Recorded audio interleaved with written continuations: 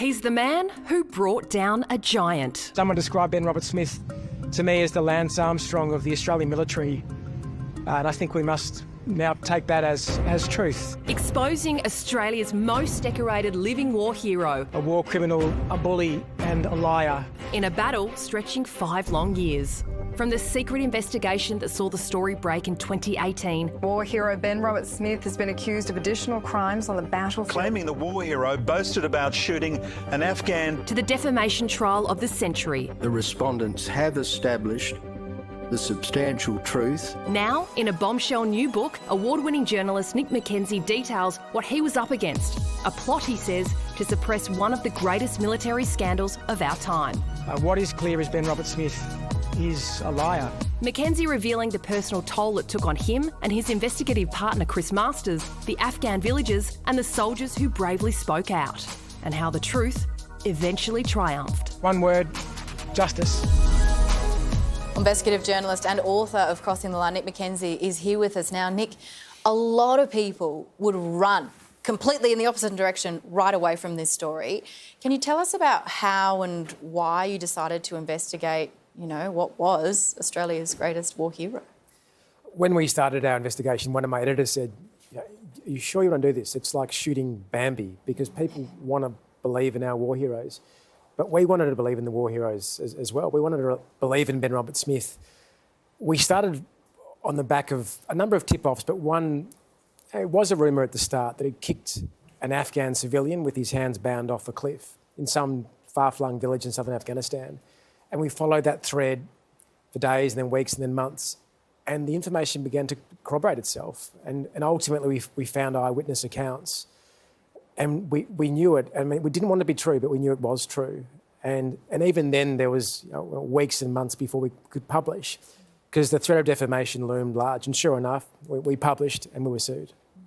Nick, reading your book, I felt exhausted. I felt absolutely exhausted at the end of it. Your relentless search for the truth. It was dangerous. It took its toll. There were constant hurdles coming up across 5 years. What has the impact been on you? Yeah, it's been exhausting. I still feel sort of exhausted now. And after the trial conclusion, maybe I was hoping for a sense of happiness or something. That didn't really come. It's just sheer relief. I must say though, like, my trauma is nothing compared to the SAS soldiers who stood up and told the truth in court, did the right thing. I mean, we had blokes who served their country bravely, only to come back to be hauled into court, to be called by Ben Roberts-Smith's barristers, liars and cowards. And these tough soldiers, I mean, some of them broke down in the box. They were crying. So I just imagine their trauma when I think about myself. It's been 5, 6 long years. And I mean, thank God the truth did win, because imagine if it didn't. Imagine what that would have meant for those guys who put their reputation on the line from the regiment to stand up and tell the truth. To the Afghan villagers who were really brave, who went to court, to our court case and told the truth. And to the victims of Ben Roberts-Smith. You know, there's grieving families because he's been found to have murdered people, and there would have been no justice for them.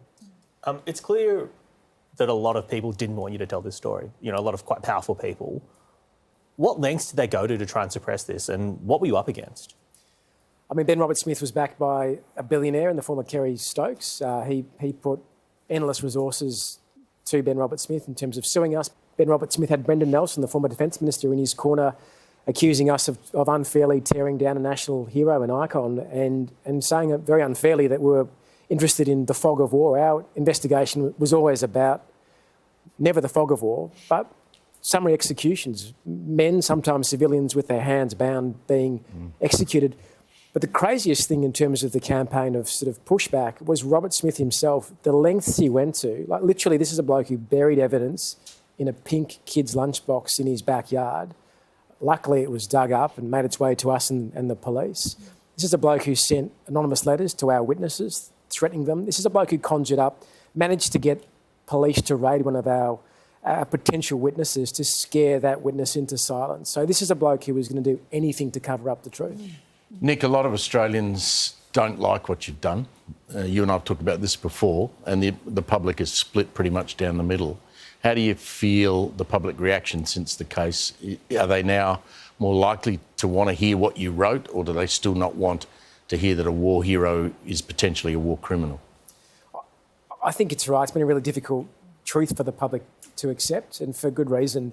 I'm really heartened when veterans contact me and they say thank you, because they want the truth, no matter how grim, to come out. They'd rather a grim truth than a myth. But my response to people who say, well, do we really want to learn about this stuff, is it's the blokes in the SAS who served in Afghanistan who wanted it to come out. They're the truth tellers. They saw things Ben Roberts-Smith did that made them deeply morally upset, and in some cases ruined their lives. And for them, having him held to account meant that what they stood for, which is, yeah, we fight tough, we fight hard, but we fight fair.